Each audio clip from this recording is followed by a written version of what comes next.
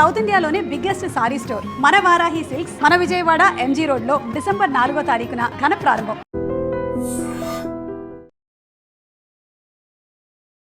Russia అధ్యక్షుడు Vladimir Putin 2 రోజుల పర్యటన కోసం భారతదేశానికి రాబోతున్నారు. అందులోనూ కీలకమైనటువంటి అంశాల మీద ఇరు దేశాలు చర్చించుకోబోతున్నాయి. సో గతంలో కూడా చాలాసార్లు బయలాటరల్ రిలేషన్స్ అయ్యాయి, మీటింగ్స్ అయ్యాయి, మనం అక్కడికి వెళ్ళాము, పుతిన్ మన దగ్గరికి కూడా వచ్చాడు. బట్ అన్నిటికంటే కూడా దీని మీద ఎందుకు హై ఫోకస్ అనేది కనిపిస్తుంది. ఈ రష్యా యుక్రెయిన్ యుద్ధం మొదలైనప్పటి నుంచి పుతిన్ ఎక్కువ దేశాలకు వెళ్ళలేకపోయారు. ఇప్పుడు అమెరికా వైపు లేము, ఇటు నేటో వైపు లేము, వీఆర్ స్లైట్లీ ఇండిపెండెంట్. ఎందుకంటే Putin is now got a home advantage. ఆయన ఏమైందంటే ఇప్పుడు లాస్ట్ ఒక 2 నెలల్లో జెలెన్స్కీ చాలా వీక్ అయిపోయారు. పోయిన వారం ఆయన chief of intelligence has resigned.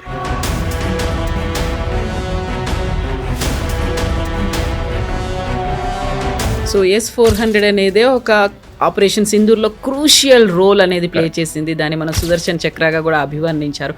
అమెరికాకి ఉన్నటువంటి మెయిన్ కన్సర్న్ అంతా కూడా మనం అక్కడ నుంచి చమురు కొనుగోలు చేస్తున్నాము అనే దానికి సంబంధించి దాని గురించి కూడా మాట్లాడుకుంటారా? హ్యూజ్ కంట్రీ, చాలా ఎస్పెషలీ ఆర్టిక్ సర్కిల్లో చాలా మటుకు వాళ్ళు ప్రాస్పెక్ట్ చేయలేదు, ఇంకా డిగ్గింగ్ ఎక్కువ చేయలేదు. లేకుంటే any private sector Indian company Russian కంపెనీతో టైప్ చేసి రాస్నెఫ్ట్ లాంటి కంపెనీ టైప్ చేసి మీరు అక్కడి నుంచి ఆయిల్ తవ్వి you can drill and take the oil away.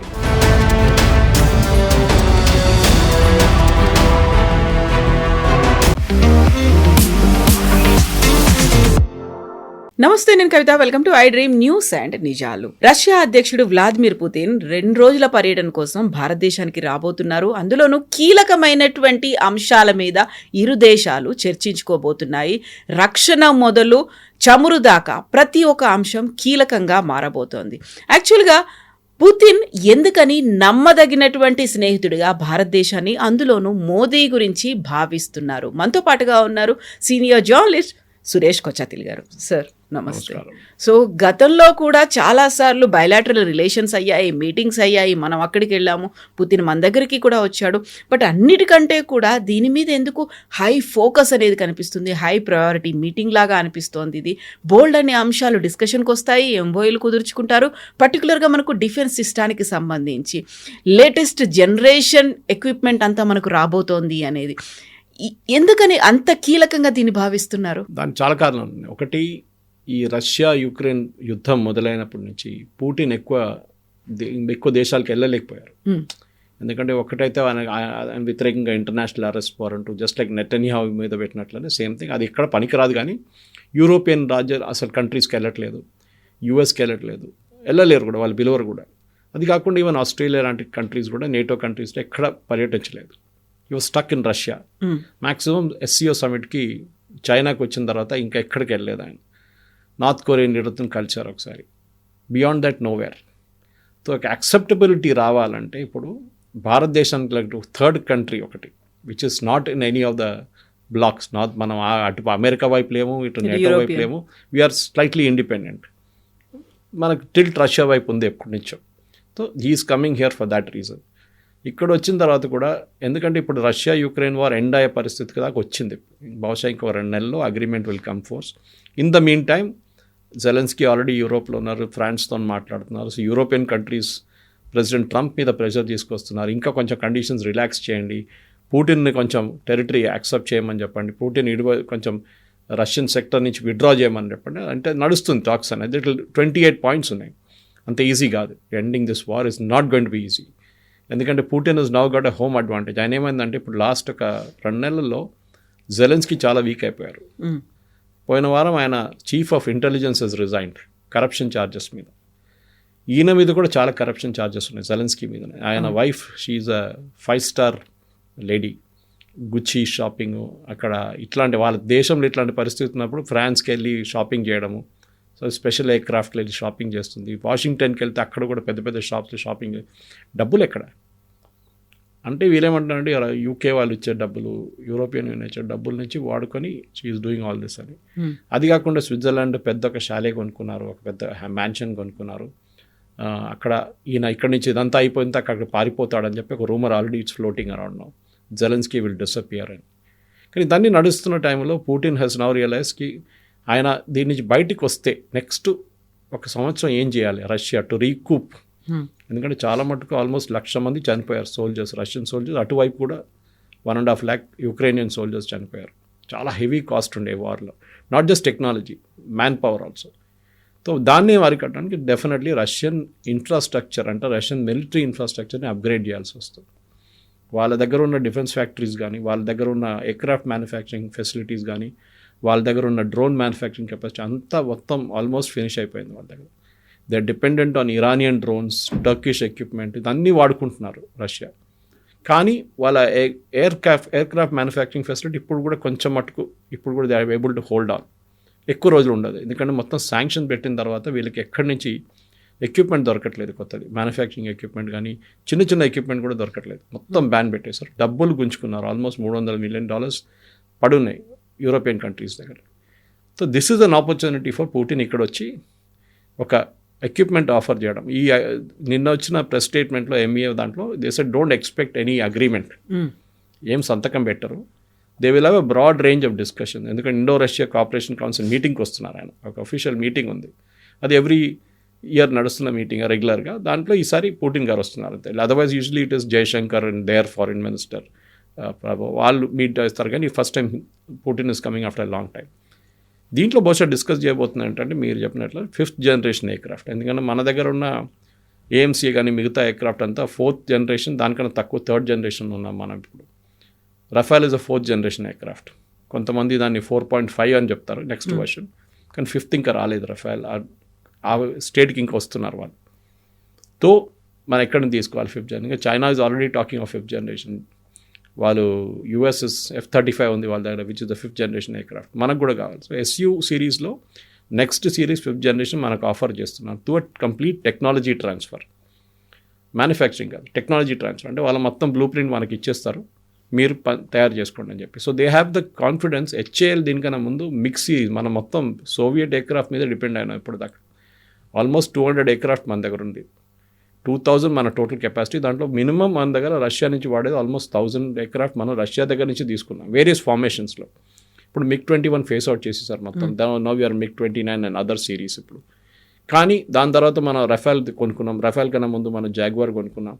We have bought a lot of aircraft in between. Sukhoi తీసుకున్నాం రష్యా దగ్గర నుంచి. Now time has come for upgradation, next generation aircraft. So Russia సహాయం ఇక్కడ చాలా important. And Russia దగ్గర ఒక proven technology ఉంది. అదే టైంలో మనం యూఎస్ని కూడా యాంటగనైజ్ చేయలేము, ఎందుకంటే F-35 కొనుక్కోమని చెప్పి చాలా రోజుల నుంచి ప్రెజర్ పెడుతున్నాను మన మీద. కానీ it's a very expensive aircraft. 100 million అంటున్నారు ఒక ఎయిర్క్రాఫ్ట్కి. $100 million అంటే ఆల్మోస్ట్ 8,000 crores అనుకోండి. సో అది మనం అఫోర్డ్ చేయలేము మనం. So what do have to do? Next generation aircraft కాబట్టి రష్యా ఎయిర్క్రాఫ్ట్ దీన్ని పాసిబ్లీ హాఫ్ ద రేట్లు ఇచ్చేస్తారు మనకి డిస్కౌంట్లో. టెక్నాలజీ ట్రాన్స్ఫర్ ఇస్తున్నారు, చాలా ఇంపార్టెంట్. ఎందుకంటే మీరు F-35 కొన్నా కానీ రేపు మీకు ఒక చిన్న స్పేర్ పార్ట్ కావాలంటే కూడా అది US నుంచి తెప్పించుకోవాల్సి వస్తుంది. రేపు మనకి USకి ఏదైనా డిఫరెన్స్ ఒపీనియన్ వస్తే ఆ స్పేర్ పార్ట్ ఆపేస్తారు వాళ్ళు. మనం ఏం చేయలేము. దీనికన్నా ముందు US చేశారు ఇట్లాంటి పనులంతా. వాళ్ళ ఎక్విప్మెంట్ కాదు, మిగతా దానికి న్యూక్లియర్ ఎక్విప్మెంట్కి వాళ్ళు they refuse spare parts for us. So Modi garu specially personally next ఈ ఒక Indian army transformation, arm forces ట్రాన్స్ఫర్మేషన్కి ఎయిర్, నేవల్ అండ్ ల్యాండ్ ఫోర్సెస్కి కావాల్సిన ఎక్విప్మెంట్ తెప్పించుకుంటున్నారు డిఫరెంట్ సోర్సెస్ నుంచి.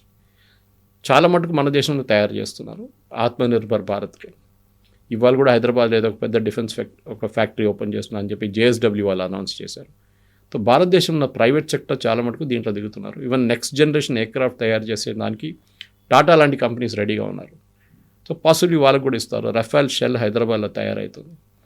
సో పుటిన్ వచ్చినప్పుడు హీల్ ఆఫర్ ఒక సూపర్ మార్కెట్ లాగా ఎంటైర్ బ్రాండ్ ఆఫర్ చేస్తారు. మీకు అది ఉంది, ఇది ఉంది, ఇది ఉంది, ఇదేం కాదు తీసుకోండి అని చెప్పేసి. కానీ మనం పిక్ అండ్ చూస్ చేయాల్సి వస్తుంది చాలా మటుకు. చాలా కేర్ఫుల్ ఉండాలి. ఎందుకంటే ఇది రష్యా దగ్గర నుంచి ఎక్కువ కొనుక్కుంటే US విల్ గెట్ యాంగ్రీ. వాళ్ళ మనం ఏదో ఒక శాంక్షన్ పెడతారు ఇండైరెక్ట్ టారిఫ్లు ఏవో ఉంటాయి. కానీ మనం ఇప్పుడు రీసెంట్లీ వాళ్ళ దగ్గర నుంచి కొన్ని న్యూ హెలికాప్టర్స్ కానీ కొత్త మిసైల్ సిస్టమ్స్, హార్పూన్ ఇట్లాంటి చాలా మటుకు తీసుకుంటున్నాం అందులో. So they are happy with that. వాళ్ళ ఫ్యాక్టరీ నడుస్తుంటే వాళ్ళకి ఎంప్లాయ్మెంట్ వస్తుంది ఒకరు. కానీ మనం టెక్నాలజీ ట్రాన్స్ఫర్ రావట్లేదు మనకి.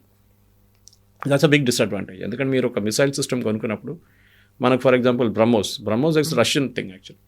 రష్యా దగ్గర నుంచి వచ్చింది కదా, దాంట్లో బ్రహ్మపుత్ర అండ్ మాస్కో రివర్ పేర్లు పెట్టేసి బ్రహ్మోస్ అని తయారు చేస్తారు. ఇప్పుడు now we're selling to third world countries.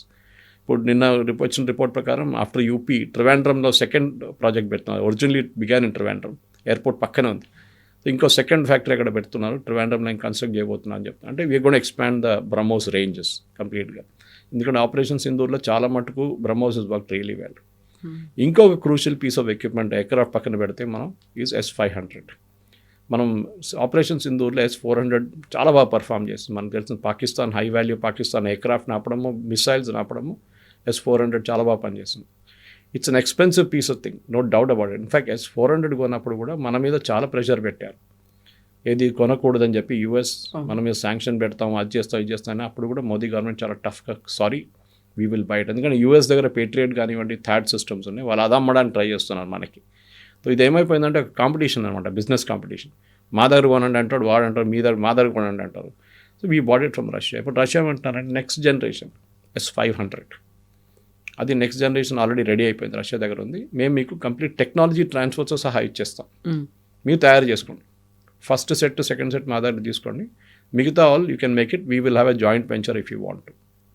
ఇది పరిస్థితి. సో ఇక్కడి నుంచి ఇంకా చాలా మటుకు చిన్న చిన్నది ఉంటుంది, నాట్ జస్ట్ ఏం చెప్తారు డిఫెన్స్ కాకుండా మిగతా దాంట్లో కూడా బహుశా డిస్కషన్ జరగవచ్చు. అది మనం పుట్టిన వచ్చిన తర్వాత మినిస్ట్రీ ఆఫ్ ఎక్స్టర్నల్ అఫేర్స్ డీబ్రీఫ్లోనే మనకి ఇదంతా తెలిసిపోతుంది. సో S-400 అనేది ఒక ఆపరేషన్ సింధూర్లో క్రూషియల్ రోల్ అనేది ప్లే చేసింది. దాన్ని మనం సుదర్శన్ చక్రగా కూడా అభివర్ణించారు. ఆ తర్వాత ద మోస్ట్ అడ్వాన్స్డ్ వెర్షన్ అనేది S-400 అంటే 4.5 జనరేషన్, ఇప్పుడు 5th జనరేషన్ వచ్చింది అనుకున్న తర్వాత ఇది డిఫెన్స్ సెక్టార్కి అయితే, ఆ తర్వాత అమెరికాకి ఉన్నటువంటి మెయిన్ కన్సర్న్ అంతా కూడా మనం అక్కడ నుంచి చమురు కొనుగోలు చేస్తున్నాము అనే దానికి సంబంధించి. దాని గురించి కూడా మాట్లాడుకుంటారా, నెక్స్ట్ ప్లాన్స్ గురించి, వాటిని ఏం చేయబోతున్నారు అనేది? ఆర్టిక్ సర్కిల్లో చాలా మటుకు గ్యాస్ అండ్ మన దగ్గర ఆయిల్ రిసోర్సెస్ ఉన్నాయి రష్యాకి. రష్యా హ్యూజ్ కంట్రీ, చాలా బాగా. ఎస్పెషలీ ఆర్టిక్ సర్కిల్లో చాలా మటుకు వాళ్ళు ప్రాస్పెక్ట్ చేయలేదు, ఇంకా డిగ్గింగ్ ఎక్కువ చేయలేదు అక్కడ. సో వాళ్ళు ఏమంటున్నారంటే కొన్ని జాయింట్ వెంచర్స్ పెట్టుకోవచ్చు, మనం ONGCతో సహా జాయింట్ వెంచర్ పెట్టుకోవచ్చు. లేకుంటే any private sector Indian company Russian కంపెనీతో టైప్ చేసి, రాస్నెఫ్ట్ లాంటి కంపెనీ టైప్ చేసి, మీరు అక్కడి నుంచి ఆయిల్ తవ్వి you can drill and take the oil away. అక్కడి నుంచి ఇక్కడ ట్రాన్స్పోర్ట్ చేయడం కొంచెం కష్టం, ఎందుకంటే చాలా దూరం ఉంది. మొత్తం ఆర్టిక్ సర్కిల్ తిరిగి రావాలంటే it is very difficult. You have to come through the Suez canal or some other resource, we have to find out అక్కడి నుంచి రావడానికి. కానీ ఓకే, స్టిల్ మేనేజబుల్, అది చేయొచ్చు. కానీ దానికి ఉన్న డబ్బులు, దానికి కావాల్సిన డబ్బులు is going to be big question. Because దాంట్లో పెట్టుబడి అనేది ముందు పెడితేనే 5 సంవత్సరాల తర్వాత ఆయిల్ బయటకు వస్తుంది. సో ఆ ఇనీషియల్ ఫేజెస్లో మనం ఇన్వెస్ట్మెంట్ చేస్తూ, ఎందుకంటే మనం చాలా మటుకు ఆఫ్రికన్ నేషన్స్ కూడా మనం టైప్ చేసాం. వెనిజువేలాతో we have a type. So మన ఇంటర్నేషనల్ ఆర్గనైజేషన్స్ ONGC లాంటిది వాళ్ళ ఇంటర్నేషనల్ వింగ్ అంటే టైప్ చేస్తున్నారు. సో రష్యా ఇది కూడా ఆఫర్ చేయబోతున్నారని ఒక ఏం చెప్తారు rumours are circulating that Russia will offer oil. ఎందుకంటే మనం రష్యా దగ్గర నుంచి ఎంత పెద్ద యుద్ధం జరిగినప్పుడు కూడా $40 పర్ బ్యారెల్ మనం ఆయిల్ కొనుక్కున్నాం రష్యా దగ్గర నుంచి. ఇంటర్నేషనల్ మార్కెట్లో $90 పర్ బ్యారెల్ నడుస్తున్నప్పుడు ప్రెసిడెంట్ బైడెన్ మోదీ గారికి ఫోన్ చేసి, మీరు ప్లీజ్ కొనుక్కోండి ఆయిల్, కొనుక్కొని రీఫైన్ చేసి మాకే అమ్మండి అని చెప్పి మనం యూఎస్కి అమ్మాం అదే ఆయిల్. అంటే రష్యన్ ఆయిల్, రష్యాని బ్యాన్ చేసింది యూఎస్, కానీ మనం రష్యా దగ్గర నుంచి కొని $40 కొని తీసుకొచ్చి ఒక $50-55, $60 యూఎస్కి అమ్మాం మనం. They are happy with it. Even యూరోప్కి అమ్మాం మనం ఆయిల్. Why Europe? యూక్రెయిన్కి డీజిల్ అమ్మాం మనం, ఇండియన్ కంపెనీస్. సో దాంట్లో ప్రైవేట్ సెక్టర్ ఉన్నారు, రిలయన్స్ కానివ్వండి, నియారా కానివ్వండి, అది కాకుండా మన HPCL, IOCL, BPCL వీళ్ళందరూ కొనుక్కుంటున్నారు, ఆయిల్ చేస్తున్నారు. ఇప్పుడు కూడా మన లాస్ట్ మంత్ కూడా we bought record number from Russia. దానికే మన మీద శాంక్షన్స్ పెట్టారు 50%, అంటే first 25 then 25 sanction, because we are buying Russian oil. It's different matter that మనకన్నా ఎక్కువ ఆయిల్ చైనా కొనుక్కుంటున్నారు, చైనా మీద ఏ శాంక్షన్స్ పెట్టలేదు దాని గురించి. యూరోప్ మనకన్నా ఎక్కువ గ్యాస్ కొనుక్కుంటారు రష్యా దగ్గర నుంచి, వాళ్ళకు కూడా ప్రాబ్లం లేదు. కానీ మనం కొనుక్కుంటే ప్రాబ్లం ప్రెసిడెంట్ ట్రంప్కి, ఎందుకంటే ఆయన ఏమంటారు మా దగ్గర కొనండి. సో మనం ఏం చేస్తామంటే లాస్ట్ మంత్ ఒక అగ్రిమెంట్ సైన్ చేస్తాం యూఎస్తో, మీ దగ్గర నుంచి గ్యాస్ కొనుక్కుంటాం మేము, న్యాచురల్ గ్యాస్. అది natural we'll get it here, US కూడా హ్యాపీ. ఇప్పుడు మీరు రష్యా దగ్గర నుంచి కొనేసుకోండి, మాకు ప్రాబ్లం లేదని చెప్పి కనుమూసుకున్నారు. ఇప్పుడు ఏం చెప్పట్లేదు. బహుశా మన అగ్రిమెంట్, ట్రేడ్ అగ్రిమెంట్ ఇంకొక 15 రోజుల్లో లేకుంటే మ్యాక్సిమం బిఫోర్ క్రిస్మస్ సైన్ అయిపోతుంది first phase agreement. Piyush Goyal గారు చాలా క్లియర్ ఇండికేషన్స్ ఇచ్చారు. అది వచ్చేస్తే ఈ 50% తగ్గించి బహుశా 25 చేసో లేకుంటే 15 కూడా చేయొచ్చు, ఎందుకంటే రెసిప్రోకల్ టారిఫ్ ఉంటుంది. సో దాన్ని బట్టి మనం మళ్ళీ రష్యా నుంచి, అప్పుడు దాకా రష్యన్ వార్ కూడా ఆగిపోతే, Ukraine war, we can easily by oil from Russia. Russia ఎప్పుడు మర్చిపోరు. మనం ఒక మాట గుర్తుపెట్టుకోవాలి, అది నెహ్రూ టైం నుంచి, ఇందిరాగాంధీ టైం నుంచి till Narasimha Rao and beyond Manmohan Singh and Modi దాకా Russia is a fair weather friend అంటాం మనం. ఎప్పుడు మన చేయి ఇవ్వలేదు రష్యా, వాళ్ళు పట్టుకున్నాం come we will help you అని చెప్పేసి. అది 71 వార్లో కూడా చూడండి, 71 వార్లో US 7th ఫ్లీట్ పంపించారు వాళ్ళు కంప్లీట్ ఎయిర్క్రాఫ్ట్ కెరియర్తో సహా బంగ్లాదేశ్ వైపు. కానీ దానికన్నా ముందు రష్యన్ సబ్మెరీన్స్ వచ్చి చిట్టగాంగ్ పోర్ట్ దగ్గర కూర్చున్నారు Dhaka. So US navy enter చేయలేకపోయారు బంగ్లాదేశ్ వైపు. That was a big victory for India. Russia చాలా హెల్ప్ చేశారు అప్పుడు. అదే రష్యా మనకు ఎయిర్క్రాఫ్ట్ సప్లై చేయడం కూడా చాలా మటుకు హెల్ప్ చేశారు. మిగ్ సిరీస్ కంప్లీట్ ఇక్కడే తయారు చేస్తున్నాం ఇప్పుడు మనం. డెఫినెట్గా మిసైల్ సిస్టమ్స్లో S-400 మనకు వచ్చింది, అది కూడా పెద్ద హెల్ప్ ఉంది.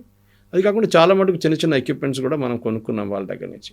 హెలికాప్టర్స్ కొనుక్కున్నాం కొంచెం, మిగతా హెలికాప్టర్స్ అంతా మన US నుంచి కొనుక్కుంటున్నాం చాలా మటుకు. ఇప్పుడు మన అపాషే కూడా మనకు 6 అపాషేకి మనం డబ్బులు కట్టేస్తాం, మనకు 3 ఇచ్చారు ఇప్పుడు US ఇప్పుడు దాకా. మనం 3 పంపించి జర్మనీ దాకా వచ్చి రిటర్న్ తీసుకెళ్ళిపోయారు. టర్కీ ఏదో ఎయిర్ స్పేస్ అలౌ చేయలేదని చెప్పి నాకు అర్థం కావట్లేదు. టర్కీ నుంచి ఎందుకు రావాలి వాళ్ళు, మిగతా రూట్ లేవా తీసుకురావడానికి ఎయిర్క్రాఫ్ట్. ఎనీవే అది ఇంకా డిస్కషన్స్ నడుస్తుంది. సో యూఎస్ని మనం ఎప్పుడు ట్రస్ట్ చేయలేము, ఎందుకంటే ఇప్పుడు చూడండి అపాషే డబ్బులు ఇచ్చి మనం కూర్చుంటున్నాం దానికోసం రెడీగా, మాకు ఎయిర్క్రాఫ్ట్ కావాలి, హెలికాప్టర్ కావాలని చెప్పేసి. ఈ రష్యాకి అట్లా కాదు. రష్యా మనం 2 ఎయిర్క్రాఫ్ట్ క్యారియర్ వాళ్ళ దగ్గర నుంచే కొన్నాం. ఒకటి కొన్నాం first INS Vikrant, originally was Russian Gorshkov అని తప్పి తర్వాత INS విరాట్గా తయారైంది అది. Then we bought 1 from UK also, అది కూడా కొనుక్కో. సో 3 ఎయిర్క్రాఫ్ట్ క్యారియర్ ఉండే, 1 నౌ దాంట్లో 2 స్క్రాప్ చేసేసారు. ఇప్పుడు మన కొత్త INS విక్రాంత్ కొచ్చిన్ షిప్ యార్డ్లో తయారు చేసాం, దాన్ని మనం ఇప్పుడు ఇక్కడ తీసుకొచ్చాం. మూడోది most important thing is engines. మనకి problem with Tejas and Kaveri engines ఏంటంటే it is not generating enough thrust. Kaveri అనే ప్రాజెక్ట్ ఆల్మోస్ట్ 25 సంవత్సరాలు నరసింహారావు గారి టైం నుంచి మొదలైన ప్రాజెక్ట్ అది DRDO దగ్గర. It has been one of the biggest failures DRDO చాలా మటుకు సక్సీడ్ అయింది మిసైల్స్ కానీ మిగతా, కానీ ఇంజిన్లో దే డిడ్ నాట్ సక్సీడ్. తయారు చేశారు కానీ దానికి పవర్ లేదు. 5th generation aircraft 4th generation aircraft power చేయడానికి unit tremendous amount of power ఇంజిన్లో. అది మన కావేరీ ఇంజిన్ చేయలేకపోయారు. ఇప్పుడు సాఫ్రాన్ వాళ్ళు కొత్తగా యూనిట్ హైదరాబాద్లో పెట్టారు. They will supply that engines for Indian air force. So బహుశా HALకి అది ఇచ్చేసి HAL దాని నుంచి తేజస్లో పవర్ చేయబోతున్నారు. AMC కూడా నెక్స్ట్ జనరేషన్ ఎయిర్క్రాఫ్ట్ 4th జనరేషన్లో కూడా అది వాడతారు ఇంజిన్. రష్యా మనకి ఇంజిన్స్ వస్తే ఇంకా బాగుంటుంది. రష్యా నుంచి ఇంజిన్స్ స్పెషల్లీ మిగ్ సిరీస్లో మనకి ఇస్తే we can go for that. దాని తర్వాత of course Su-57 is there, it's a big price.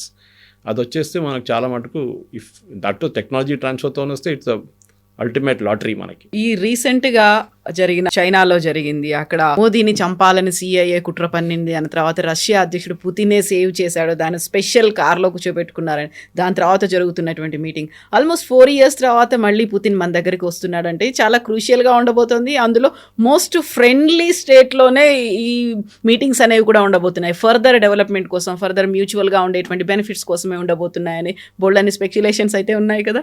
డెఫినెట్గా, ఎందుకంటే నేను అనుకున్న పుటిన్ గారిని 26 జనవరి చీఫ్ గెస్ట్గా పిలవాలండే. మళ్ళీ that would have given real optics అంటాం మన ఇంగ్లీష్లో. అంటే ఆయన రావడం, అక్కడ దిగడం. కాకపోతే బోల్డ్ అంతా హైలీ సెక్యూర్డ్ జోన్లో ఉంటారు కాబట్టి అంత పబ్లిక్ పరేడ్ అనేది కొంచెం కూడా కాదు. ఇంటర్నేషనల్ లెవెల్లో అది ఒక ప్రాబ్లం అవుతుంది, ఎందుకంటే అక్కడ అందరు ఎంబసీ నుంచి అందరు వచ్చి కూర్చుంటారు ఆ టైంలో.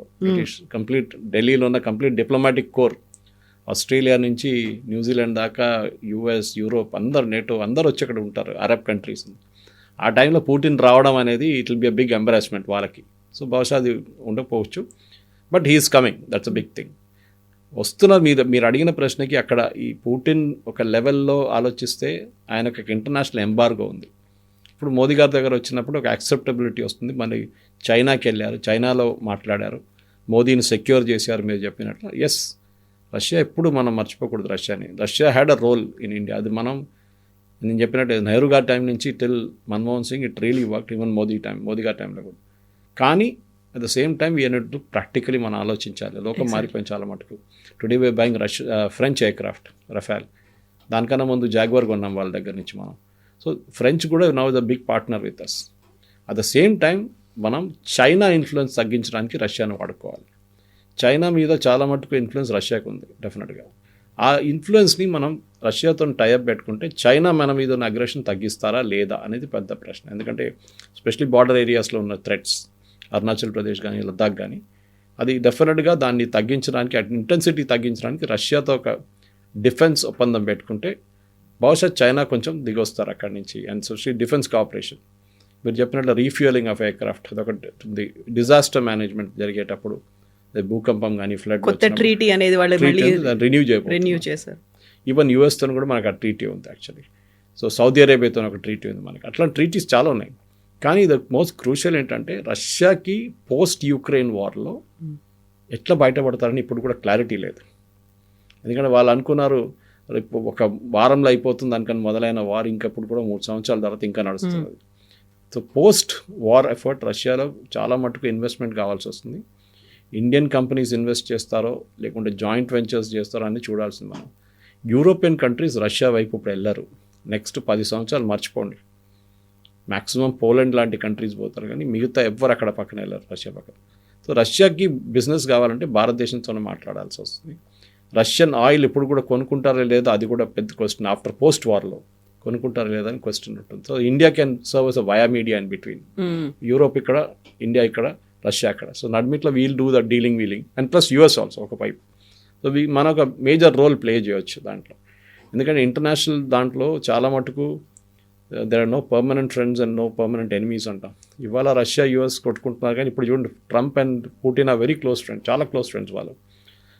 ట్రంపే ప్రపోజ్ చేసిన దానికి మొన్న అమెరికన్ విట్కాఫ్ వెళ్ళినప్పుడు నిన్న ఆయన గంట సేపు వెయిట్ చేయించారంట పుటిన్.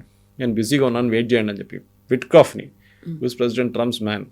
అంటే ఒక మెసేజ్ పోయిందనమాట, మీరు అంత ప్లీజ్ వెయిట్ చేయండి, I'm a very important person, మేము అంత ఈజీగా మిమ్మల్ని కలవాలి, టైం తీసుకొని కలుస్తాం మిమ్మల్ని, so I have to show my weight in the possible. అదే నడుస్తుంది. So in all I think ఓవరాల్గా మనం వెయిట్ చేద్దాం. నాకైతే అనిపిస్తుంది ఇది for Putin this is very important. Modi కన్నా ఎక్కువ పుటిన్కి చాలా ఇంపార్టెంట్. ఎందుకంటే ఒక ఇంటర్నేషనల్ ఎంబార్గో పెట్టిన తర్వాత, ఆయన ట్రావెల్ బ్యాన్స్ పెట్టిన తర్వాత బహుశా first time that he's coming out of a country. China అంటే అందరూ అర్థం చేసుకుంటారు, ఓకే రష్యా చైనా, కానీ ఒక డెమోక్రటిక్లీ ఎలక్టెడ్ గవర్నమెంట్ దగ్గర రావడం it's gonna be a big sign for Russia. And definitely Putin రావడం, హైదరాబాద్ హౌస్లో కలవడం, మీటింగ్స్ అదన్నీ ఉంటుంది. ఆప్టిక్స్లో చాలా మటుకు పనిచేస్తుంది. కానీ finally at the end of it బహుశా ఇంకా 2-3 నెలలు వెయిట్ చేస్తేనే ఫైనల్ కాంటియోస్ అగ్రిమెంట్ ఎట్లా బయటకు వస్తుందో తెలుస్తుంది మనకి. ఎస్, ఈ 4th and 5th అయిపోయిన తర్వాత మళ్ళీ మనం మాట్లాడుకుందాం డెవలప్మెంట్స్ గురించి. Yes sir, thank you so much sir. And for more videos, Please subscribe to iDream. Please subscribe to iDream. Please subscribe iDream. And please subscribe to iDream. For more videos, subscribe to iDream. please like, share and subscribe to the channel. Congratulations, iDream. Subscribe to iDream. Subscribe to iDream. So subscribe to iDream Media. iDream team అందరికి huge congratulations. Please subscribe iDream Media. Please subscribe to iDream. Subscribe iDream. Please subscribe to iDream. iDream అంటే నా కళల ఛానల్ను subscribe చేసుకున్న నోరు తిరుగుతలేదు, మీరైతే గంట గుర్తు కొట్టండి. For more such videos, please subscribe to iDream. Subscribe to iDream. Please subscribe to iDream. Please subscribe iDream Media. Please do subscribe to iDream. Please subscribe to iDream Media. For best entertainment and information, please subscribe iDream. And don't forget to subscribe to iDream.